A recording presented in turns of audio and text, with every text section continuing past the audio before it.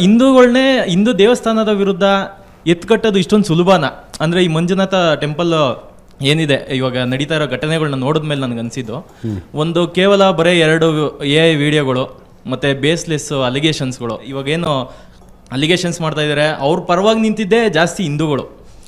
ನಮ್ಮ ಹಿಂದೂಗಳನ್ನ ಇಷ್ಟು ಬಕ್ರಾ ಮಾಡೋದು ಇಷ್ಟು ಸುಲಭವಾಗಿದೆಯಾ ಇವಾಗ ಅಂತ ನಾನು ಆಗಲೇ ಹೇಳಿದ್ನಲ್ಲಮ್ಮ, ಹಿಂದೂಗಳ ಕ್ಯಾರೆಕ್ಟರ್ ಇದೆಯಲ್ಲ ಬಹಳ ಒಳ್ಳೆಯ ಕ್ಯಾರೆಕ್ಟರ್.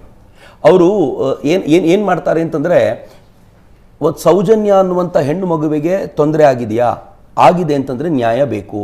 ಇವತ್ತಿಗೂ ಕೂಡ ಬ್ಯಾಕ್ ಫುಟ್ಟಲ್ಲಿ ನಾವು ವರ್ಕ್ ಮಾಡ್ತಿರೋದ.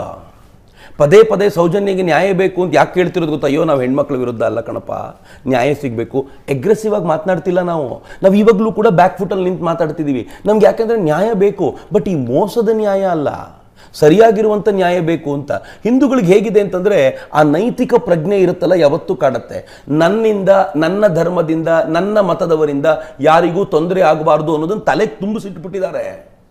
ಅನ್ಯ ಮತದವರಿಂದ ನನಗೆ ತೊಂದರೆ ಆದಾಗ ಹೋರಾಟ ಮಾಡೋ ನಾನಾದರೂ ನಮ್ಮಮ್ಮ ಏನು ಹೇಳ್ತಾರೆ ಗೊತ್ತಾ? ಎಲ್ಲೋ ಒಂದೆರಡು ಕಡೆ ಆಗಿರೋದನ್ನ ಯಾಕೋ ಇಷ್ಟು ದೊಡ್ಡದು ಮಾಡ್ತೀರಾ ಅಂತ ಕೇಳ್ತಾರೆ ನಮ್ಮಮ್ಮ ನನಗೆ. ಎಲ್ಲೋ ಒಂದೆರಡು ಕಡೆ ಅಂತಾರೆ, ಅವ್ರಿಗೆ ಗೊತ್ತಿಲ್ಲ ಇಡೀ ದೇಶದಲ್ಲಿ ಹಿಂಗೆ ನಡೀತಿದೆ ಅಂತ. ಅವಾಗ ನನಗೆ ಬೈತಾರೆ, ಯಾಕಪ್ಪ ಹಿಂಗೆ ಮಾಡ್ತೀರಾ ಅಂತ. ಬಟ್ ನನಗೆ ಗೊತ್ತಿರುತ್ತೆ ಏನು ನಡೀತಿದೆ, ಇದ್ರ ಹಿಂದೆ ಇರುವಂಥ ಷಡ್ಯಂತ್ರ. ಅಂದರೆ ನನ್ನ ಮನೆಯಲ್ಲಿ ನನಗೆ ಕಲಿಸ್ಕೊಟ್ಟಿರೋ ಪಾಠ ಏನು ಅಂತಂದರೆ, ನನ್ನಿಂದ, ನನ್ನ ಕಡೆಯಿಂದ, ನನ್ನವರಿಂದ, ನನ್ನ ಧರ್ಮದಿಂದ ಯಾರಿಗೂ ತೊಂದರೆ ಆಗದಂತೆ ಬದುಕಬೇಕು ಎನ್ನುವ ಚೌಕಟ್ಟು ಹಾಕೊಟ್ಟಿದ್ದಾರಲ್ಲ.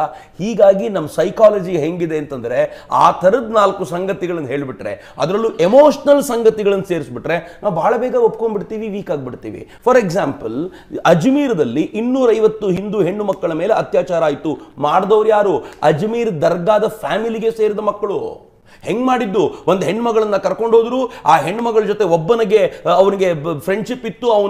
ಅವಳ ಜೊತೆ ದೇಹ ಸಂಪರ್ಕ ಮಾಡಿಕೊಂಡ, ಅದನ್ನು ವಿಡಿಯೋ ಮಾಡಲಾಯಿತು.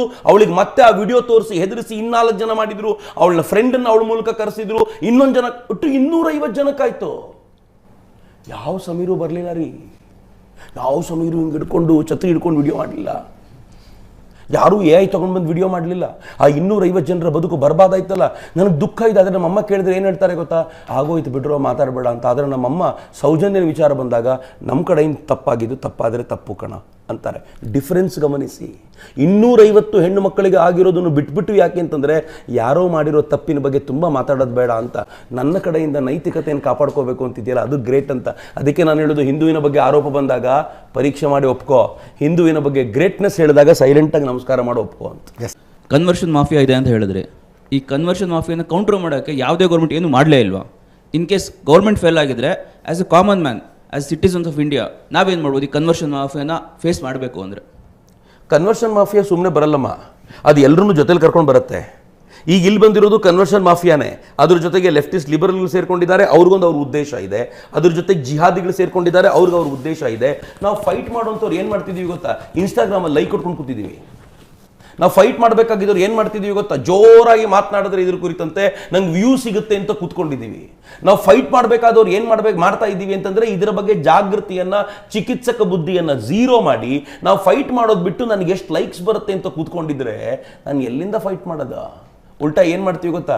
ಯಾರು ಫೈಟ್ ಮಾಡ್ತಾರೋ ತಲೆ ಇಲ್ಲ, ಬುದ್ಧಿ ಇಲ್ಲ ಅವನಿಗೆ, ಎಲ್ಲರೂ ಸರ್ವಜನಾಂಗದ ಶಾಂತಿಯ ತೋಟ ಅಂತ ಪದೇ ಪದೇ ಹೇಳ್ಕೊಂಡು ಸಮಾಧಾನ ಮಾಡಿಸುವಂಥ ಪ್ರಯತ್ನ ಮಾಡ್ತಿದ್ದೀವಿ. ಯಾರಿಗೆ ಇದು ಅರ್ಥ ಆಗುತ್ತೋ ಅವನಿಗೆ ದಡ್ಡ ಅನ್ನಿಸ್ತಾನೆ. ಸುಮ್ಮನೆ ಹೇಳ್ಬೋದು ಅಂತಾದರೆ, ಸೌಜನ್ಯ ಕೊಲೆ ಪ್ರಕರಣದಲ್ಲಿ ಇವ್ರು ಹೇಳ್ತಿರೋದು ಸುಳ್ಳು ಅಂತ ವಸಂತ್ ಗಿಳಿಯಾರ್ ಮೊದಲನೇ ದಿನ ಹೇಳಿದಾಗ ವಸಂತ್ ಗಿಳಿಯಾರ್ನ ಹುಚ್ಚ ಅಂದಿದ್ರು. ಆಯ್ತಪ್ಪ, ಇವ್ರು ಒಂದಾದ್ಮೇಲೆ ಒಂದು ಸಾವಿನ ಬಗ್ಗೆ ಹೇಳ್ತಾ ಇದ್ದಾರೆ, ಇದು ಸುಳ್ಳು ಅಂತ ಹೇಳಿದಾಗ ಹುಚ್ಚ ಅಂತ ಕರೆದ್ರು. ಕಿರಿಕೀರ್ತಿ ಬಂದು ಇಲ್ಲ ಇದು ಹೇಳ್ತಿರೋದು ಸುಳ್ಳು, ಈ ಥರದ್ದು ಯಾರೂ ಇಲ್ಲ ಅಂದಾಗ ಹುಚ್ಚ ಅಂದರು. ಅಜಿತ್ ಹನುಮಕ್ನವರು ಇದನ್ನು ತಗೊಂಡು ಬಂದಾಗ ಅಜಿತ್ ಹನುಮಕ್ನವ್ರು ದಡ್ಡ ಅಂದ್ರು. ನಾನು ಇದರ ಹಿಂದೆ ಷಡ್ಯಂತ್ರ ಇದೆ ಅಂತಂದ್ರೆ ಇವನಿಗೆ ಇದು ಬಿಟ್ಟರೆ ಬೇರೆ ಕೆಲಸ ಇಲ್ಲ ಅಂದ್ರು. ಇವತ್ತೆಲ್ಲ ಹೊರಗೆ ಬಂದ ಮೇಲೆ ಷಡ್ಯಂತ್ರ ಏನು ಸ್ವಲ್ಪ ಎಕ್ಸ್ಪ್ಲೈನ್ ಮಾಡ್ತೀರಾ ಅಂತ ಕೇಳ್ತಾರೆ. ಅಂದರೆ ಎಲ್ಲ ಆಗಬೇಕು, ಎಲ್ಲ ನಡೆದ ಮೇಲೆ. ಲವ್ ಜಿಹಾದ್ ಅಂತ ನಾವು ಹೇಳುವಾಗ ನಗ್ತಾ ಇದ್ರು. ಕೇರಳದಲ್ಲಿ ಹೇಳಿದ್ರು, ಅಲ್ಲಿನ ಕ್ರಿಶ್ಚಿಯನ್ರು ಹೇಳಿದ್ರು. ಆಗನ್ನಿಸ್ತು ಲವ್ ಜಿಹಾದ್ ಅನ್ನೋ ಪದ ನಿಜ ಅಪ್ಪ ಅಂತ. ಇವತ್ತು ಎಲ್ಲರೂ ಮಾತಾಡ್ತಿದ್ದಾರೆ ಲವ್ ಜಿಹಾದು. ಹೆಸರನ್ನು ಬದಲಾಯಿಸ್ಕೊಂಡು ಮಾಡುವಂಥದ್ದು. ಜಾಗೃತಿಯ ಕೊರತೆ ಇದೆಯಲ್ಲ, ಅದು ಬಹಳ ಡೇಂಜರಸ್ ಅಂತ ನನಗನ್ಸುತ್ತೆ. ಈಗ ಧರ್ಮಸ್ಥಳ ವೀರೇಂದ್ರ ಹೆಗಡೆ ಅವ್ರ ಬಗ್ಗೆ ಭಾಳ ಅಪಾರವಾದ ಗೌರವ ಇದೆ ನಮಗೆ. ಕಾರಣ ಏನಂತ ಹೇಳಿದ್ರೆ, ಈಗ ಸೌಜನ್ಯ ತಾಯಿಗೆ ಕರೆದವ್ರಿಗೊಂದು ಸ್ವಾಂತನ ಹೇಳಿ, ಈ ಥರ ಸಮಾಜ ಈ ಥರ ಇದಮ್ಮ ನಾನು ನಿಮ್ಮ ಜೊತೆಲಿದೆ ಅಂತ ಯಾಕೆ ಒಂದು ಮಾತು ಹೇಳಿಲ್ಲ ಅವರು? ಪೂರ್ತಿ ಕೇಸ್ ಗೊತ್ತಾ ನಿಮಗೆ? ಅಲ್ಲ, ಸ್ವಲ್ಪ ಮಟ್ಟಿಗೆ ಗೊತ್ತಿದೆ. ಏನು ಗೊತ್ತಿಲ್ಲ ಅಂತ ಅರ್ಥ ನಿಮಗೆ. ಮೊದಲನೇ ದಿನ ಆಕೆಯನ್ನು ಕರೆದು, ನಮ್ಮೂರಿನ ಹೆಣ್ಮಗಳು, ಆದಷ್ಟು ಬೇಗ ಈ ಹೆಣ್ಮಗಳು ಏನಾಗಿದ್ದಾಳೆ ಅಂತ ಹುಡ್ಕೊಡ್ಬೇಕು ಅಂತ ಹೇಳಿದ್ದೇ ವೀರೇಂದ್ರ ಹೆಗ್ಡೆ ಅವರು 6 ವರ್ಷಕ್ಕೆ ಹೋಮ್ ಮಿನಿಸ್ಟರ್ ಆಗ ಅವ್ರಿಗೆ ಫೋನ್ ಮಾಡಿ ಇದರ ಟೋಟಲ್ ವಿವರಣೆ ತಗೋಬೇಕು ಅಂತ ಹೇಳೋದು ಬೇರೆ ಯಾರೂ ಅಲ್ಲ, ಸ್ವತಃ ಆ ತಾಯಿನೇ ಬಂದು ಹೇಳ್ತಾರೆ, ಪ್ರೆಸ್ ಮೀಟಲ್ಲಿ ಹೇಳ್ತಾರೆ. ವೀರೇಂದ್ರ ಹೆಗ್ಡೆ ಅವರು ತುಂಬ ಸಹಕಾರ ಮಾಡಿದರು ನಮಗೆ, ಅವರಿಂದಾಗಿ ಇದಕ್ಕೆ ಬೇಗ ಮೂವ್ ಆಗ್ಲಿಕ್ಕೆ ಸಾಧ್ಯ ಆಯಿತು ಅಂತ ಆಕೆನೇ ಹೇಳ್ತಾರೆ ಒಂದು ಪ್ರೆಸ್ ಮೀಟ್ನಲ್ಲಿ. ಆದರೆ ಆ ನಂತರ ಬದಲಾಗೋದಿದೆಯಲ್ಲ, ಅದು ಬದಲಾಗೋದು ಯಾಕೆ ಅನ್ನೋದೇ ಪ್ರಶ್ನೆ. ಸುಲಿಬೆಲೆ ಅವರೇ ಹೇಳಿದ್ರಪ್ಪ, ನಾವೆಲ್ಲ ಸೇರಿ ಸೌಜನ್ಯಗಾಗಿ ನ್ಯಾಯಕ್ಕಾಗಿ ಹೋರಾಟ ಮಾಡೋಣ. ಮಾಡಬೇಕಾಗಿರೋದೇನು, ಒಂದು ರಿಟ್ ಪಿಟಿಷನ್ ಸಲ್ಲಿಸೋದಕ್ಕೆ ಅವ್ರ ಕುಟುಂಬದವ್ರು ಸೈನ್ ಹಾಕ್ಬೇಕು, ಅವ್ರ ತಾಯಿ ಸೈನ್ ಹಾಕ್ಕೊಡ್ಬೇಕು. ಕೊಡ್ತಾರಾ? ಇಲ್ಲ. ಯಾಕೆ? ನಾವು ಕೋರ್ಟಿಗೆ ತಗೊಂಡು ಹೋಗ್ತೀವಿ ರೀ ಅದನ್ನು. ಮರು ತನಿಖೆಗೆ ಇಂತಿಂಥ ಹೊಸ ಅಂಶಗಳ ಕಂಡು ಬಂದಿದ್ದಾವೆ ಇದರಲ್ಲಿ. ಮೊನ್ನೆ ಯಾವುದೊಂದು ಆಡಿಯೋ ಬೇರೆ ಬಂದಿದೆ, ಅಂದರೆ ಆವತ್ತು 2012 ನಾನು ನೋಡಿದ್ದೀನಿ ಅನ್ನುವಂಥದ್ದು. ಅವ್ರನ್ನ ಹುಡುಕಿ ಕರ್ಕೊಂಡು ಹೋಗಿ ನಿಲ್ಲಿಸ್ಬೇಕಲ್ಲ, ತನಿಖೆ ಮಾಡಿಸಿದ್ರೆ ಹೊಸ ಅಂಶ ಬಳಕೆಗೆ ಬರುತ್ತೆ, ನಿಜವಾದ ಆರೋಪಿಗಳು ಸಿಕ್ಕಾಕೋತಾರೆ, ಅವ್ರು ಗುರುತಿಸ್ಬೋದು ರೀ. 12 ವರ್ಷದಿಂದ ಇವನೇ ಮಾಡಿದ್ದು ನೋಡಿ ಸೌಜನ್ಯನ ಅಂತ ಅಲ್ವಾ? ಈಗ ಸುಮ್ಮನೆ ಆಡಿಯೋ ಸೋಷಿಯಲ್ ಮೀಡಿಯಾದಲ್ಲಿ ಬಿಟ್ಟರೆ ಏನು ಬಂತು?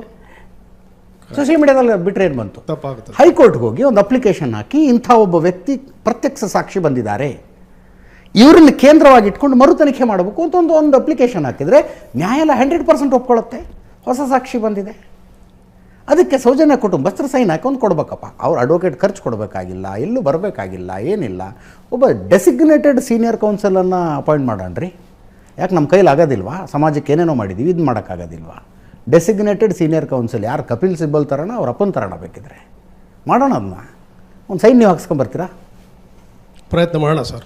ಮಾಡಿದೆ ನೋಡಿ, ಮಜಾ ಏನು ಅಂತಂದ್ರೆ ಈ ಹೋರಾಟ ಆಗಬೇಕು ಅಂತ ಕೇಳ್ತಿರೋರು ಯಾರು ಧರ್ಮಸ್ಥಳದ ಪರವಾಗಿದ್ದಾರೆ ಅಂತ ಆರೋಪ ವಹಿಸ್ತಿರೋ ನಾವು. ಹೌದು, ಅವ್ರುಗಳಿಗೆ ಇಲ್ವೇ ಇಲ್ಲ, ಅವ್ರುಗಳಿಗೆ ಇದು ಬೀದಿ ರಂಪ ಆಗಬೇಕು.